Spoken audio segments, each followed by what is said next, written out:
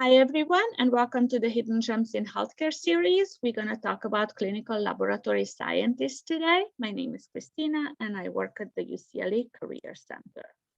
Today's agenda is we're going to have two presentations, one from Loma Linda University and the second from University of California, Irvine.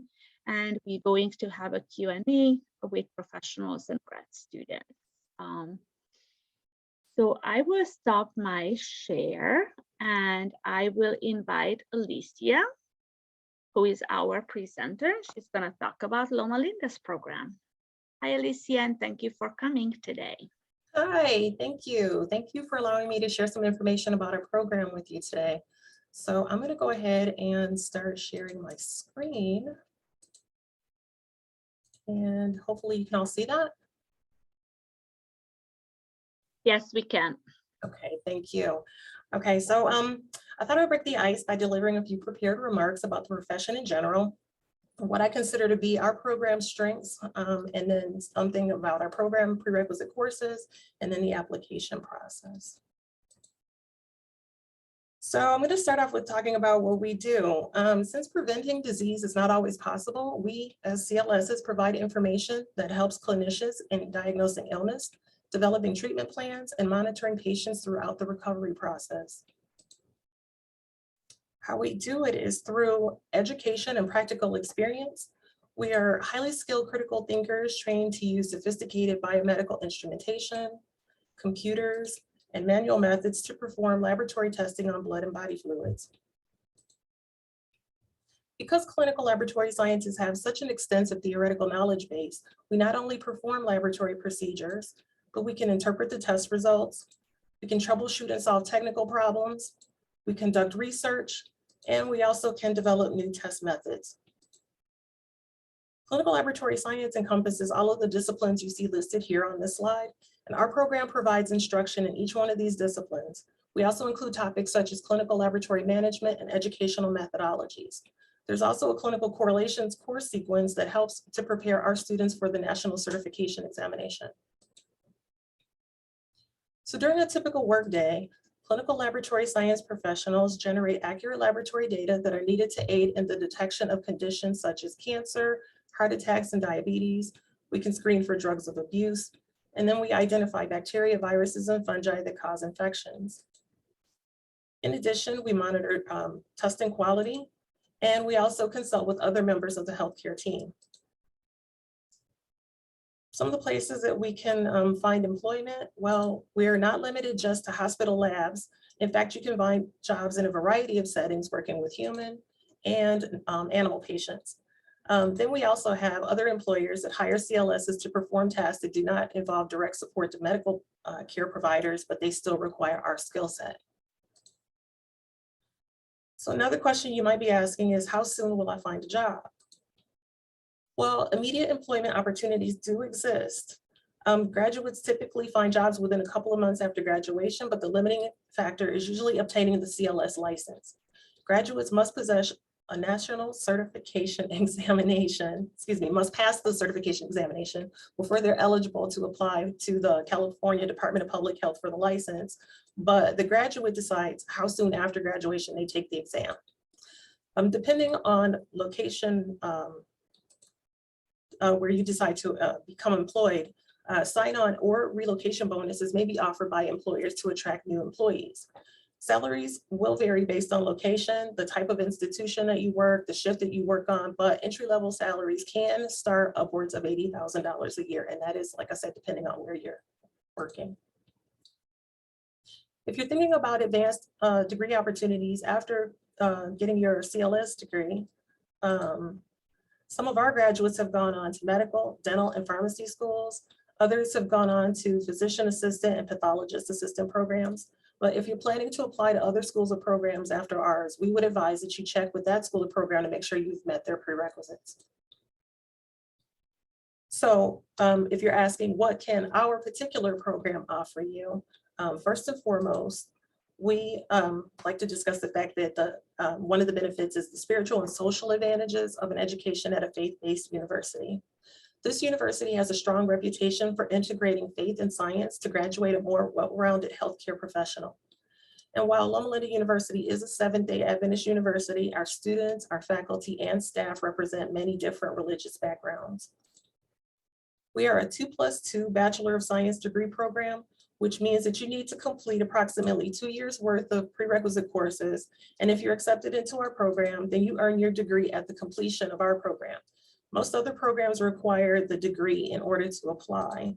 As I've said before, our graduates are immediately eligible for national certification and state licensure. Another advantage to our program design is that clinical internship placement is guaranteed to all second-year students.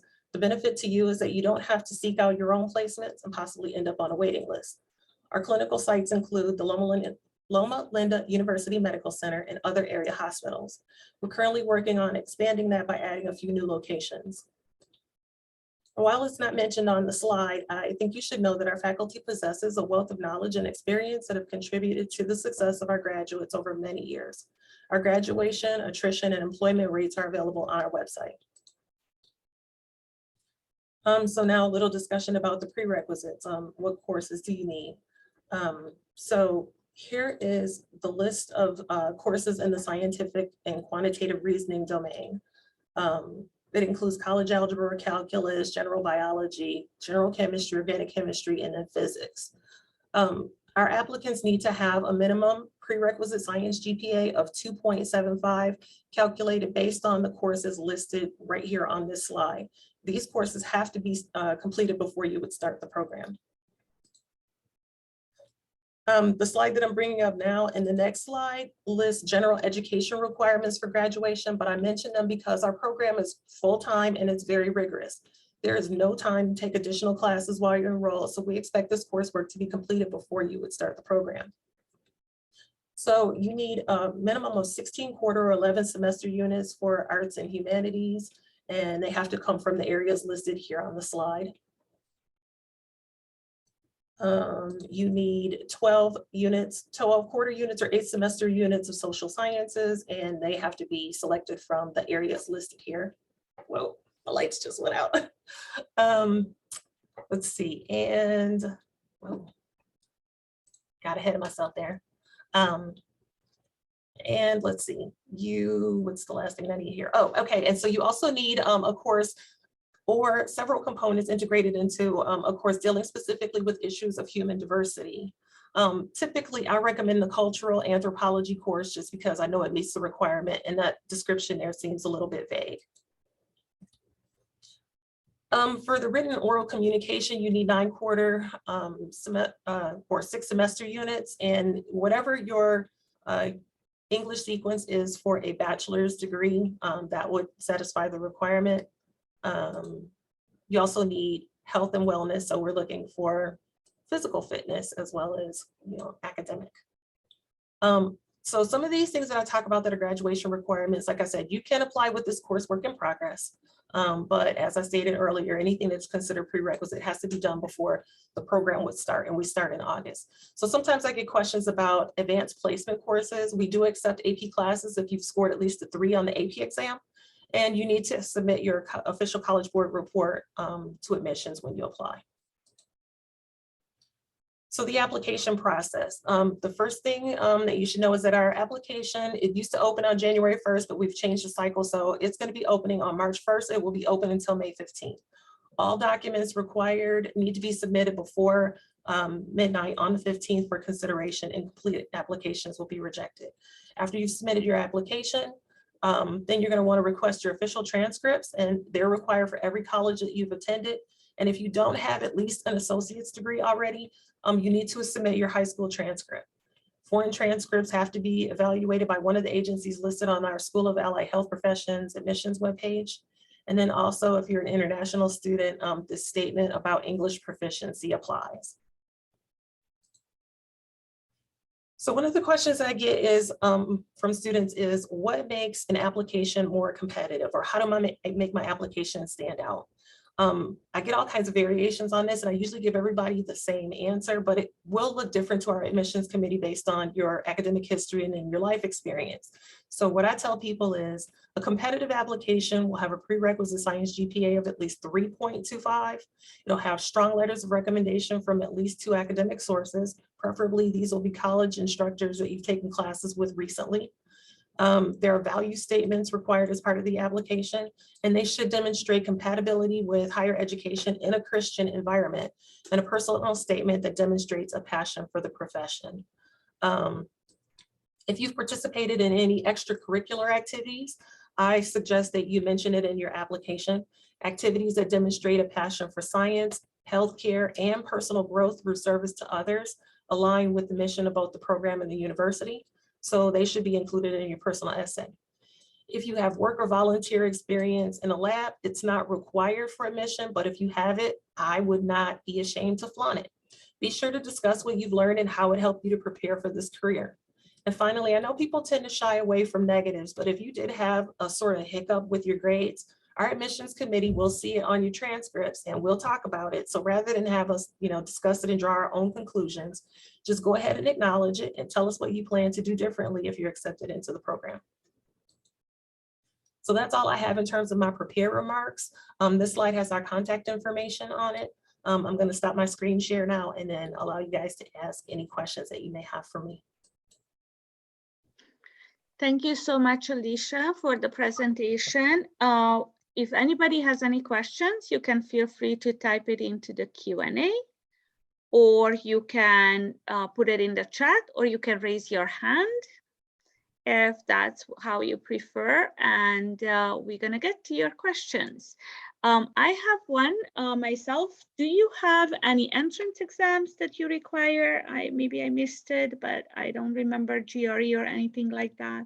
No, excuse me, we don't. We're an undergraduate program. No, we don't have an entrance exam. As a matter of fact, we don't do interviews either. So we make our decisions based solely on the application, which includes the personal essay and value statements and then transcripts. Mm-hmm. Perfect. And one more question. How many applicants do you receive and how many people you take?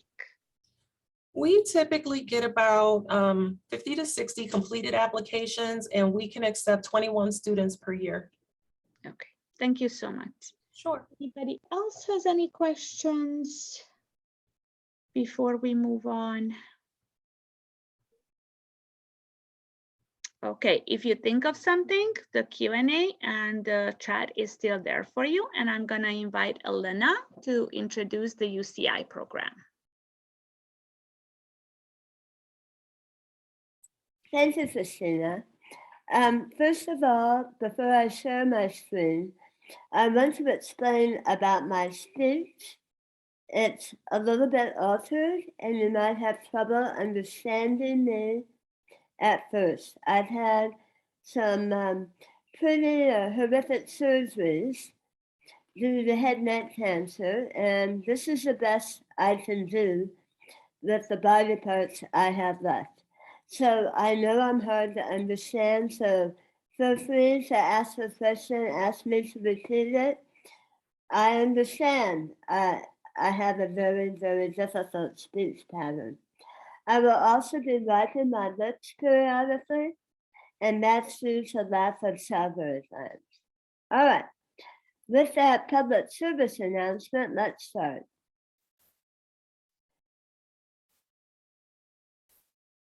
All right, so very similar to the Loma Linda program that Alicia had mentioned, both of our programs have the goal of educating students to become licensed clinical laboratory scientist professionals.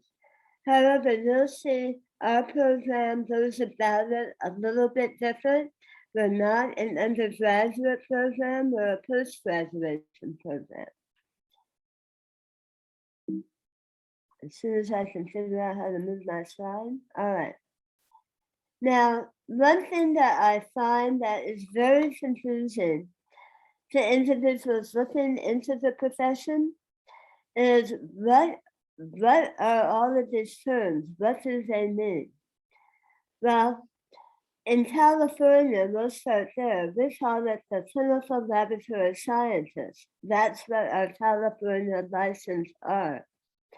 But nationally, you go to another state and we are called medical laboratory scientists or MLS. So basically, these terms are identical. It depends on what state you're in. Now, to make it more confusing, someone like me who took my national board exam in the dark ages, my license say MP or medical technologist.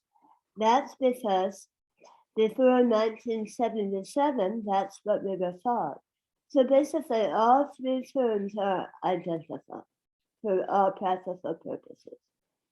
And do not be confused with MLT. That's a 2-year program that the individuals take also a board exam to be a technician. And they also are licensed in California and they're called MLTs. All right.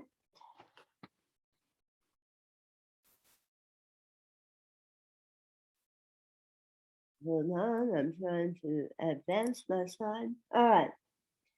So Alicia touched on this very well, but just to reiterate, what can I do with the CLS license? Why do I need it? Well, if you are to work in a hospital setting because of national and local regulations, you have to have a CLS license to do certain type of testing and to release certain types of results. So it's a must.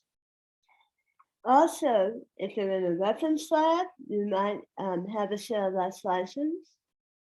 You can use that license in industry and test development, if that's the type of work you would rather do. Many of our CLS belong to administrative positions within a lab environment. Some are involved in clinical trials. Some clinical trials require that a CLS handles the specimens and does the testing. Another big area of emphasis is public health. There are a variety of jobs the CLS can do within the public health arena. And this really only touches on a few of them. You can also go into teaching CLS, and there are many jobs available throughout the US to teach in CLS or MLS programs. So again, there's a lot of potential for growth within your profession and outside of your profession. I can tell you, I obtained my license, which was MT, that CLS license. And after working for a few years, I went back and got my PhD in microbiology to come back and direct the microbiology lab. And I have found my CLS license to be extremely valuable to my profession.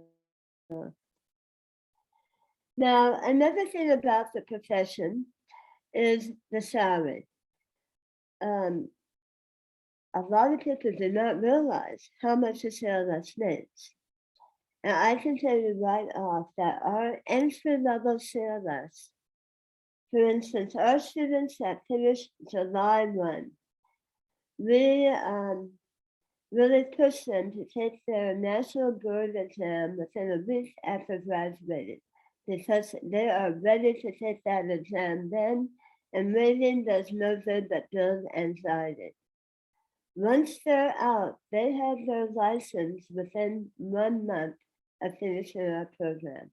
And at that time in our program, at least in Irvine, at UCI, and we're not the highest in Orange County, our CLS start at $103,000 a year, not including the shift differential for a PM or a graveyard shift, where a lot of the entry-level jobs are on PM and graveyard.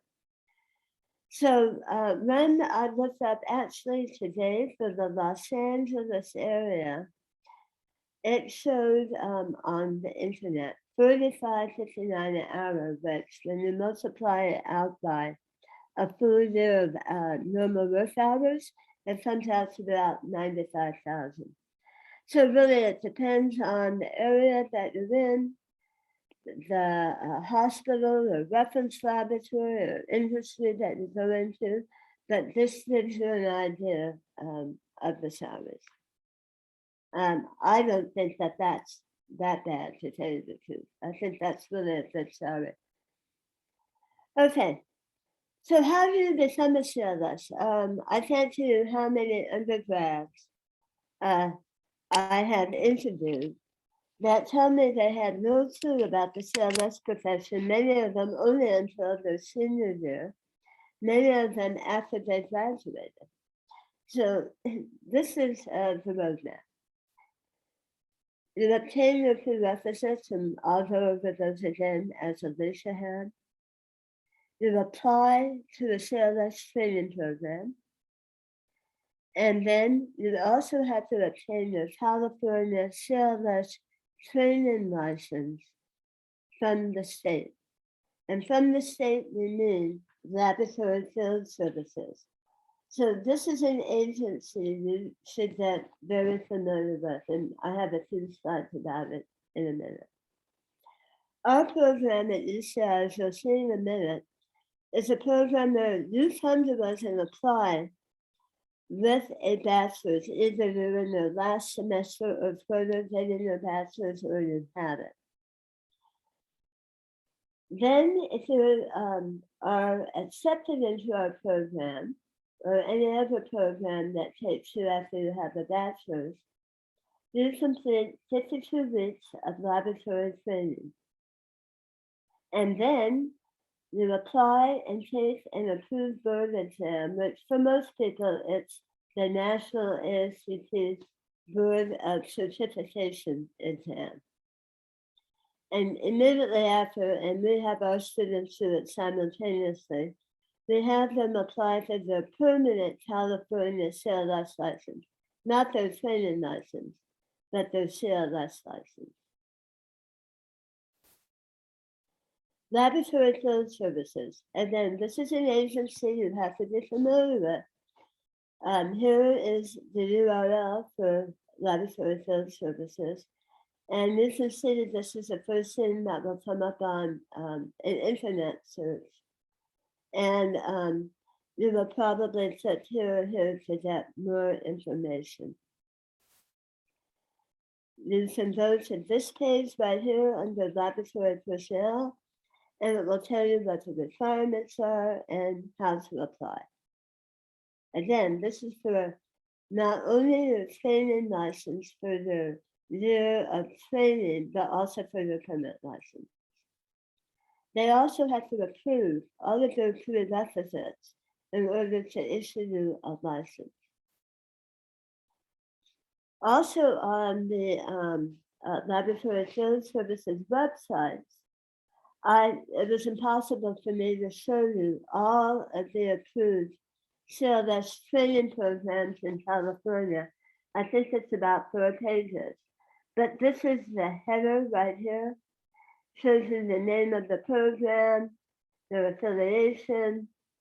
Is it a CLS program or a digital technology program? And the contact information for the program director. All right, academic requirements. Our academic requirements are the same requirements that verbatim from Laboratory Field Services. You have to have a baccalaureate degree. Doesn't matter what in, there has to be a baccalaureate degree. Most individuals usually have it in some science field, biology, chemistry, whatever. Only because it's easier to get all your prerequisites that way, because it's usually built within the prerequisites for your degree. You have to have 18 semester units. You can do the equation for 40 units in biological sciences. And here's what's really important. And for students at UCLA, and I know UC Irvine, some of these classes are hard to find. Immunology, you have to have a separate class in immunology, hematology, and medical micro or pathogenic microbiology. If your institution does not offer these separate courses, you must take them through some other way.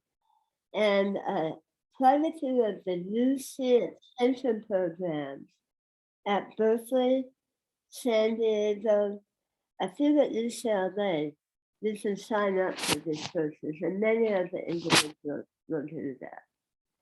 You also have to have 16 semester units of chemistry, and it must include biochem and analytical or clinical chemistry. And I know for the UCLA students, laboratory field services will waive this particular requirement and lieu of one of the chemistry series that's offered at UCLA. You also have to have at least one class in physics and one college mathematics class. For our program, specifically at UCI, which is really, you're not a UCI student per se, you actually apply to the Department of Pathology and Lab Medicine within the School of Medicine at UCI. And typically each year we get about 180 applications, somewhere between 150 and 200. From there, from your primary application, we will invite about 32 student applicants to send us more supplemental information, such as their transcripts and letters of recommendation. Then we choose 16 individuals to be interviewed. For the last 2 years, we have done this virtually, and last week we completed our virtual interviews for this year. In the last 2 cycles, we've accepted 7, and we've matriculated 6 students. And in the present class that we have 3 UCLA grads, 1 UCI grad, 1 UC San Diego grad, and 1 Cal Poly San Luis Obispo grad. What do we look for in our applicants when we're screening their applications, and when we invite them for an interview, and then when we select them? We look for their academics. Really, you should have at least a 3 or above, and most of all of our students that have been accepted recently have a 3.5 or above. Work experience. This is important. We want to make sure you know what you're signing up for when you're applying for our program. We don't want you to get into it and say, whoa, this isn't what I expected. So we prefer that you have had some experience around a clinical lab. There are many ways to get it. You can be a clerk. You can be a lab assistant. You can be a phlebotomist. So there are several ways to get experience in the milieu or environment of a clinical lab. Occasionally, we have accepted individuals with only research lab experience. But again, majority have had clinical lab experience. For letters of reference, we want them from people who can speak to you about your attributes. Doesn't necessarily have to be professors. Sometimes they really don't know you. Usually the best references are those who have worked with you in a work setting. And communication skills are very important because CLS, we all have to communicate with each other as a team, with clinicians, answer many phone calls. So communication is an important skill. What does our training year look like once you're accepted? It's a 40-hour week in the clinical lab. It's 7:30 to 3:30 or 8 to 4:30, depending on the location. You will rotate through all the laboratory sections, listen to bench training and lectures. You have written and practical exams. You evaluated and using evaluations. And then we have reduced sessions to use to prepare for the board exam. So it's like you're working and going to school at the same time, but you're not working, you're training. All right, I know this is really hard to show, but this is for this coming year that starts in July for our program. You can see one group of students will go through hematology, then blood bank, then microbiology, chemistry, toxicology, on and on until they finish at the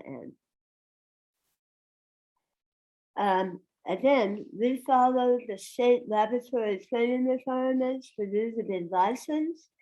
The program director, which I am at the moment, I have to attest at the end of the year that you have had 12 weeks in biochemistry, chemistry, hematology. You can read all of these sections, but these are formulaic, and they are California law that you have to have all this. So we provide all that. So I think that gives you a pretty good overview of a CLS training program upon completion of your bachelor's. And I thank you for attending and listening, and I'm more than happy to take questions. Thank you so much, Elena and Alicia. And there are two questions in the Q&A. The Okay. first one is, are there any programs online that allows me to check if the courses I take at UCLA would be counted towards the prerequisites, or should I be contacting laboratory field services instead? Okay, this is a really good question. The answer is not that I know of. I know that applicants or prospective applicants will write me and say, what do you think? And I will write them back and tell them what I think, but then with a caveat. However, you should check with laboratory field services, because at the end of the day, they're the ones that have to approve the prerequisites. And I would say, coming from UCLA, depending on your major and depending on your curriculum, I would think that most of the things that you have taken will count. One thing to be careful about, you have to have a separate immunology course named immunology.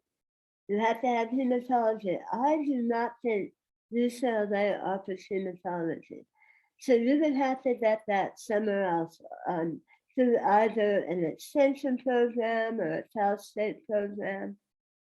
And there are other online programs that will provide that. And I think I think medical micro is offered at UCLA, so you should be able to find that. I hope that answers the question. If not, type something in. Thank you. The second question actually was half for me, half for you. So the question was if the program is recorded, and it is, and whether the students can receive a copy of the slides. Oh, sure. That's not a problem. I can give them to you, Christina. Yes, you can and send then them. maybe you can, I'll give you a PDF of them.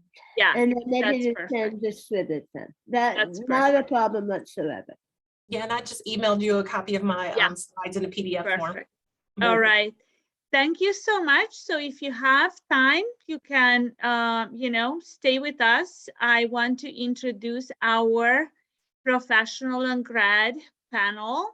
So Bethany, Laura, and Lisa, and I am not sure who's behind the 310 phone number at the moment. So if you can join me, please just introduce yourself, tell me a little bit about your background. And since we are on Zoom, so let's start with Lisa. She's first on my screen. Hello, everyone. My name is Lisa Esguerra, and I actually graduated from the Loma Linda University CLS program in 2018. Currently, I am a licensed clinical laboratory scientist. I work in blood bank at the UCI Medical Center here in Orange, California, or Orange County, California. Previous to that, I actually just started this week with this hospital, and previous to that, I was also a clinical laboratory scientist in blood bank at the Children's Hospital of Orange County. And I think that's about it. Thank you, Lisa. Laura? Hi, everyone. I'm Laura Rabichow. I graduated from UCLA in 2019 with a degree in microbiology, immunology, and molecular genetics. I went on to work at UCLA in research for 2 years before moving on to UCI's Clinical Laboratory Sciences program, where I'm a current student. Thank you so much for being here. And Bethany? I'm also a UCLA graduate. I was an MIMG major also in 2007. So I went to the Dominguez Hills program from Cal State Dominguez Hills. Sorry, I have some feedback here. Hang on. And then I got a job at UCLA in the blood bank, and I've been working there ever since. So I'm a supervisor here at UCLA now. Thank you so much. And to start off with, how did you first find out about CLS, and how did you make sure that this is the right field for you? Laura, since you are still a student, would you like to start? Sure. So for me, I was actually in my second semester senior year when I found out about the CLS career path. It was through a friend of mine. She graduated the year before me as an MCDB major, and she was in the midst of her applications when I found out about the career path. I was pretty heavy in research, and for me, I really loved the laboratory bench experience. I loved the hands-on work and learning new techniques, but found that the nitty-gritty details of research just weren't quite for me. So when I heard about the CLS career path, it just seemed like the perfect fit for me. That's great. Thank you. Lisa? Hi. Well, I actually have a funny story on that. Before I became being a CLS is actually a second career for me.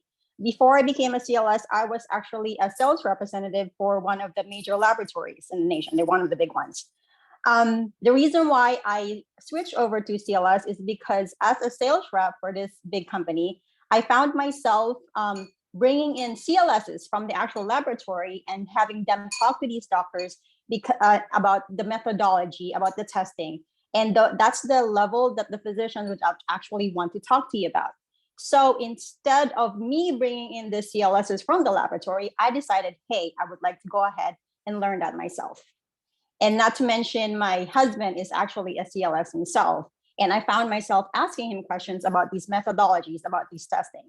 So just getting those answers from him, I wasn't satisfied with that. And so I decided to go ahead and go into the field. That's great. Thank you so much. And Bethany? Yeah, I did research at UCLA, and I liked the lab environment, but I didn't really like the research. And my mom was a CLS, so she recommended the program to me, helped me get into it actually. And it turned out that I loved it. So I think she recognized, luckily, that it would be a good fit for me, and I didn't know that. Awesome. So what I'm going to do is we have a pretty small group of students. So I'm going to give everybody a voice in case they have their own questions, since ultimately this is your career exploration program. We all have our careers, and hopefully we'll like it. And so feel free to raise your hand and ask questions if you want. And while you think of your questions, I just want to ask, what is your favorite thing about your daily job? So let's start with Bethany first. That's a good question. I liked a lot of stuff about my job. I think in general, what I liked, especially at the beginning, was knowing that I was doing something important. And that's one of the things I was missing from research, was I really just felt like I was showing up. I was doing physical things that I enjoyed doing, mental things maybe, but I didn't really see where it fit in and what I was doing that was good each day. So I love not having to see the patients, and I love knowing who they are and that I'm helping them, even though I don't have to see them. Lisa? Just like what Bethany said, yeah, you are working behind the scenes. I mean, yes, you don't see the patient, but you are there to help with their diagnosis, to help with their treatment. And also, it's like, to me, I work in blood bank. And so it's like working on a puzzle every single day. And so, and that in a way that excites me, like, hey, what is going on with this patient? What can we do to help this patient? So it's just those little things. I mean, a lot of people would think that blood is just blood. It's just this red substance or liquid matter that comes out of your body. But in reality, it's not. There's a lot of things that is in that blood, and helping to figure out what is in that patient's blood and what can we do to help that patient get better. That's what excites me the most. Awesome. And Laura, since you are still in the program, what is your favorite thing about the program, and what you plan on doing maybe after graduation?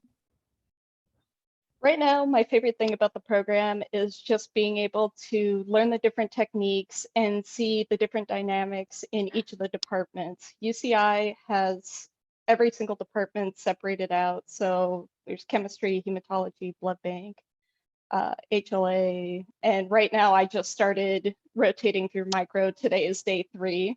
So it's exciting to start all these new techniques, meet all these new people, and just try to picture myself, if I were to work in this department, what would my day-to-day life be?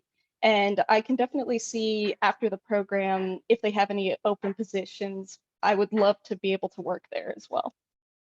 That's great. So since this is the next step and I have you here, so let's talk a little bit about how many programs you apply to and how did you select your programs, and maybe Lisa can say something to that too later. Yeah. Sorry, I didn't realize Okay. you were starting with me. So I just picked every single program I qualified for. All throughout the entire state of California, I applied to, and that ended up being 6 different programs. So UCI, of course, also CSULA, SFSU, SJSU, Cottage, and Eisenhower. And I think ultimately the way I narrowed it down, of course, which ones invited me to interview, but then from there, I think what stood out to me the most about UCI was their enthusiasm during my interview, and just, it was clear they care about their students and they want their students to succeed. And I want that support out of whatever program I went to. So at that point during my interview, UCI became my top choice. Perfect. Lisa, do you have anything to add? Well, to answer that question, I'm a little bit biased because I have known I have a lot of friends that are in the medical field, and I would say a good 75% of them are Loma Linda graduates. And so that's the reason why I geared towards Loma Linda. All right. Bethany, do you remember how you selected yours? I'm pretty sure my mom did. That's one of the reasons why I do a lot of these programs, is a lot of people that we see here have family members, like Lisa said. So that's how they found the industry, the field and the program. So my mom helped me find the program at Dominguez Hills, and they accepted at the time, I think 30 or 40 so students a year. So it was one of the bigger programs. And theirs is a little different, where it works with hospitals in all different areas. So you can get placed at UCLA or,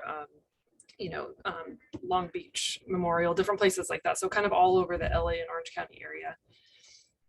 So I ended up getting placed at the Veterans Hospital in Los Angeles.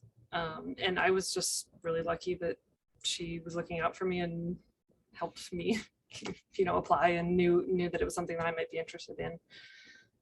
But that program is also really good. It's similar to the UCI program in the sense that it's just totally post-baccalaureate. So you have to kind of be prepped for the program when you apply. Good. So thank you for the stories. And now a not so popular question. Is there anything that you find challenging about your job, or something that you didn't necessarily expect when you went into the field? Anyone?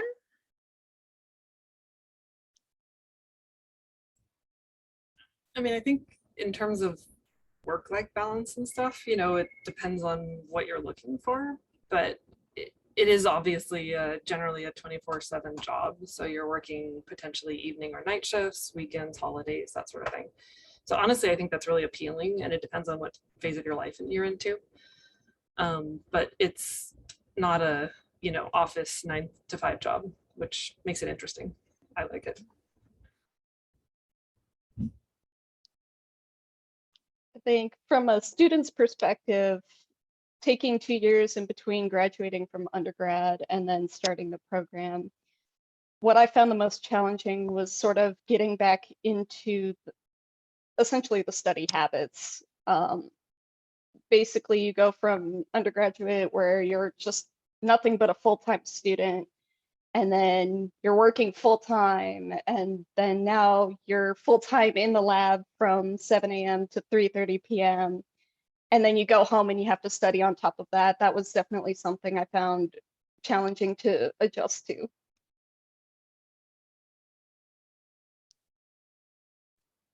I agree with both of these ladies. I think the most challenging part is the schedule.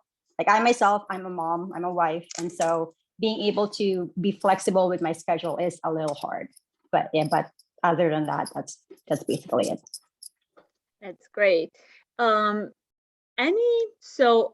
We have about 7 minutes left. I still hope that someone will post a question soon to you guys, but I like to ask the question of, hindsight is 2020. So if you could go back in time, what would you do differently, or what advice would you have to students who are contemplating CLS as their career choice to do in order to either be a successful candidate for a program or to make sure that they will be happy in this line of work?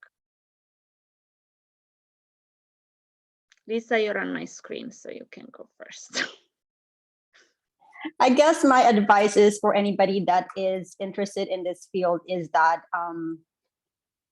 get yourself prepared, be willing to work hard, because as what Mrs. Triplett have said earlier, the Loma Linda program is a very rigorous. And I am going to be lying if I tell you guys that, yeah, it was a walk in the park, because the first year as a junior student, you would get, I would say, maximum of 3-4 hours of sleep at night, because you have back-to-back exams the next day. But my thing is that if you manage to go through all that in your junior year, then senior year will be a walk in the park, because you will be able to handle anything.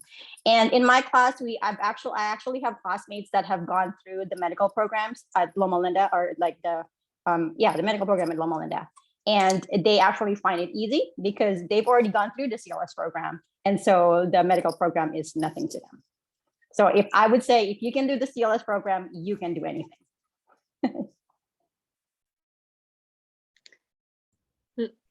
Bethany? Yeah, I saw actually in the chat, there's a related question about how prepared did you feel after your training, taking the ASCP exam and getting your license?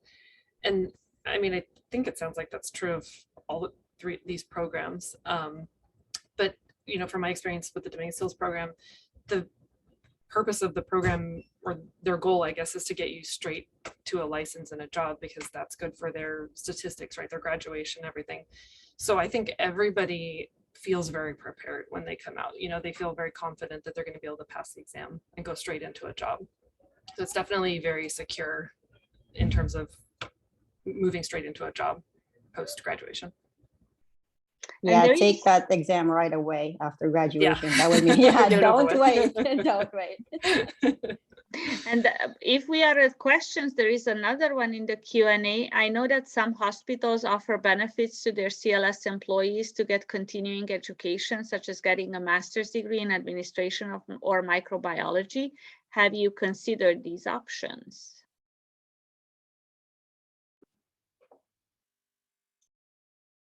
I mean, personally, I don't know if, I think we have like a subsidized degree program where it's kind of like a 10% subsidy, something like that. So it's a little small. But I haven't personally considered something like that, honestly, because it's very hard to go back to school at this point. I really like working. I feel really useful. I really can't imagine having to go back to studying. So maybe, in a few more years. Lisa? I'm actually considering in going back into taking some courses to be able to take the SBB, the specialist in blood banking. And I'm hoping to do that by the middle of this year. Elena, you have your hands up. Do you have anything to add? No, that was a mistake. Okay, no problem. Laura, do you have any recommendations for students who are thinking about applying, or how to prepare for themselves for being in school in a CLS program? I think my only piece of advice is just plan ahead. You guys have the benefit of finding out about this career path long before I did. Hopefully, if you guys are second semester seniors, then you're on the same track I was. But take your prerequisite courses as soon as you can. Make sure you get all your ducks in a row. You don't want to be taking prerequisites, writing your essays, and preparing for interviews all at once. It's far too stressful. Take it one thing at a time and just essentially get everything lined up, get your CLS trainees license in hand before you start applying, just so that essentially try to reduce anything that could be a potential stressor as much as possible. I just want to follow up with the fact that the Career Center does review personal statements and prepare you for interviews if you need some help. So you can come to us if you decide to embark on an application process for CLS or any other grad program for that matter. And I just wanted to ask one last question. Have you shadowed or talked to CLSs before you decided? I mean, Lisa, you had access to CLSs through your work, but is there any way that, or maybe of any resources for students who don't have any CLS in the family, of how they can go about maybe learning more or getting some hands-on experience in this field? I know that certain laboratories, your LabCorp, your Quest Diagnostics, and even other hospitals will actually allow students to shadow just to get that exposure into the medical field. And most especially with Lab Week coming up this April, and there should be a lot of opportunities for some students to go into that, because a lot of these laboratories will have open houses. Thank you for that. Bethany, do you know any resources on campus potentially that students can take advantage of? I know I've done sort of similar events before where I think people don't necessarily realize how many people are willing to talk to them about the career. So, there's always lots of people around that are willing to spend a half an hour answering your questions, looking over an application, whatever it is, something that you need help with. So there's definitely, I'm in a room here right now at work that probably has 30 CLSs in it. There's a lot of people here, and this is just one hospital. So there's a lot of resources out there in terms of just people that are out there in the field. I also wanted to give a plug really quick for applying even after you're just graduated and you're a student. I'm a hiring supervisor right now, and we've hired probably 50% of the time we hire brand new students. So in particular, we have with the Dominguez Hills program, we have, I think, 8 students that rotate with us every year, and we usually hire all of them. So it's definitely possible to get a job straight out of school as a student. Don't feel intimidated by being a student. Laura, have you done any shadowing by any chance? And if yes, where? I didn't do any shadowing. I just had a friend who, as I mentioned before, she graduated the year before me. So she was going through her CLS program. by the time, actually, I think she had just graduated by the time I was ready to start my application cycle. So I was able to ask her a lot of questions and get as much info out of her as possible. All right, so I'm going to put one link in the chat for students. This is a link to our career guide. Chapter 3 is all about informational interviews. And as Bethany mentioned, a lot of people are ready to share their experiences, advice, support, encouragement. So please take advantage of talking to people if you're interested in this line of work, and you can conduct informational interviews on campus, close to campus, hopefully, and maybe with former students like Laura. And feel free to explore this opportunity further. And I want to thank everybody for coming today and sharing your experiences, and for Alicia and Elena to talk to us about your programs. I'm going to stop the recording now.